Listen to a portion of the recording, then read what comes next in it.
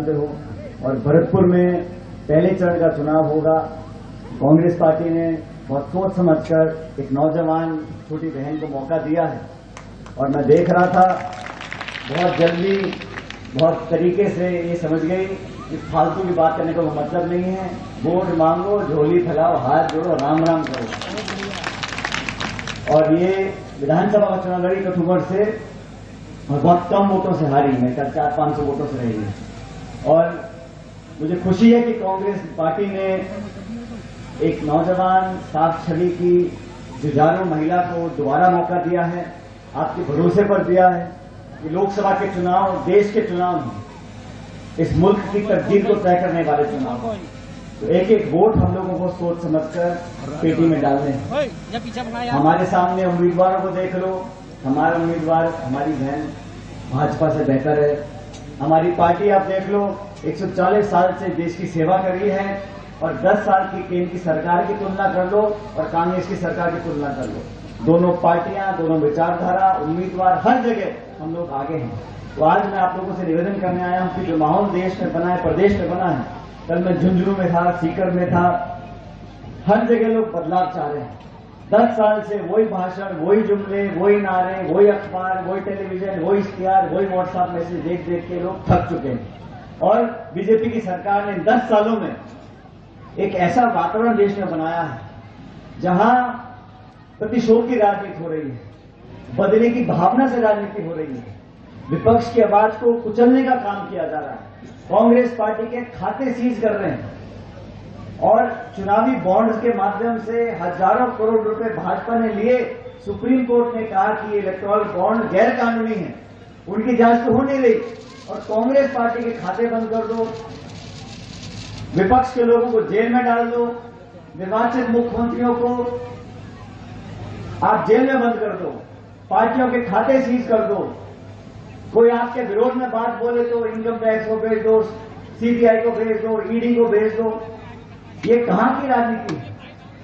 400 पार तो राजीव गांधी जी के आए थे, ये तो नारे दे रहे हैं 400 पार के, कोई दम नहीं है।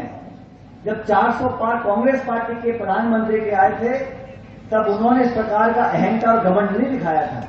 उन्होंने कभी नहीं कहा कि मैं देश को भाजपा मुक्त बनाना चाहता हूं। इस लोकतंत्र में विपक्ष की आवाज को दबाने का जो काम कर रहे हैं वो स्वच्छ परंपरा नहीं। इसलिए ये महत्वपूर्ण नहीं है कि संजय ने सांसद बनती नहीं बनती, महत्वपूर्ण यह है कि इस देश में बदलाव जरूरी है। इस देश में बदलाव करने के लिए हमारा गठबंधन हुआ है, इंडिया अलायंस के तमाम विपक्ष के नेता हम साथ मिलकर चुनाव लड़ रहे हैं। भारतीय जनता पार्टी ने आज भी क्या बोल रहे हैं? किसान के लिए, नौजवान के लिए, निवेश के लिए, उद्योग के लिए, महंगाई कम करने के लिए, बेरोजगारी कम करने के लिए कोई उपाय नहीं। उनको सिर्फ धर्म, मजहब, मंदिर, मस्जिद, हिंदू, मुसलमान, इसके आगे कोई भाषण देने का मतलब ही नहीं। मुझे पूरा विश्वास है बहुत अच्छे बहुमत के साथ हमारे सारे उम्मीदवार चुनाव जीतेंगे। आज यहाँ चुनावी सभा में संजय जी के पक्ष में सब वोट मांगने आए हैं। अच्छा माहौल है, वर्कर्स में, कार्यकर्ता में बहुत उत्साह है और भाजपा तमाम एजेंसीज का दुरुपयोग करने के बावजूद, बेशुमार संसाधन लगाने के बावजूद भी उनके उम्मीदवार पिछड़ रहे हैं। और मुझे लगता नहीं है कि इस बार वो होगा जो पिछली बार हुआ था।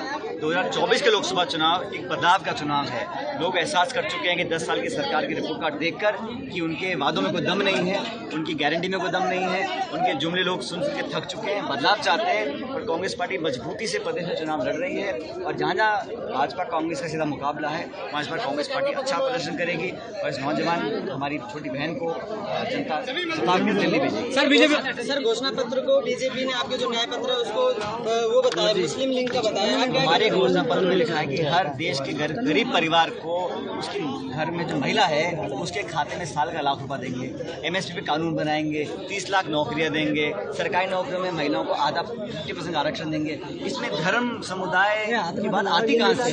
मुझे लगता है कि जब भाजपा बैकफुट पे होती है, जब उनसे सवाल पूछते हैं 10 साल के परफॉर्मेंस का, तो कहीं ना कहीं वो मजहब की बात लाते हैं, जज्बात की बात लाते हैं, धर्म, जाति और मंदिर मस्जिद की बात लाते हैं। हम तो शुद्ध रूप से विकास, महंगाई, बेरोजगारी, किसानी पर ध्यान फोकस करते हैं और 10 साल में आपने अपने वादे पूरे किए नहीं। आमदनी दुगनी किसान की हुई नहीं, 2 करोड़ रोजगार मिले है नहीं, काला धन समाप्त किया नहीं। आपने किया क्या है? भाषण दिए, आश्वासन दिया है, छापे डाले हैं, लोगों जेल में डाला है। लोग अब जवाब देंगे, 4 दिन का परिणाम अच्छे आएंगे। सर, मुख्यमंत्री का कहना है कि जो कांग्रेस के बड़े लीडर चुनाव से बच रहे हैं। भाई अब हमारे अगर ये नौजवानी सबको पिछाड़ देंगे, अग्निवीर खत्म करेंगे, सरकार आएगी तो अग्निवीर खत्म करेंगे सरकार। बिल्कुल हमारा वादा है। अग्निवीर जो है मैं समझता हूँ एक गलत स्कीम है और हम लोग चाहेंगे कि जो पुरानी व्यवस्था थी उसको लागू किया जाए और नौजवानों को फौज में पूरा मौका मिलना चाहिए। 4 साल तक सब नौकरी करके जो अग्निवीर की योजना है मैं समझता हूँ वो सही नहीं।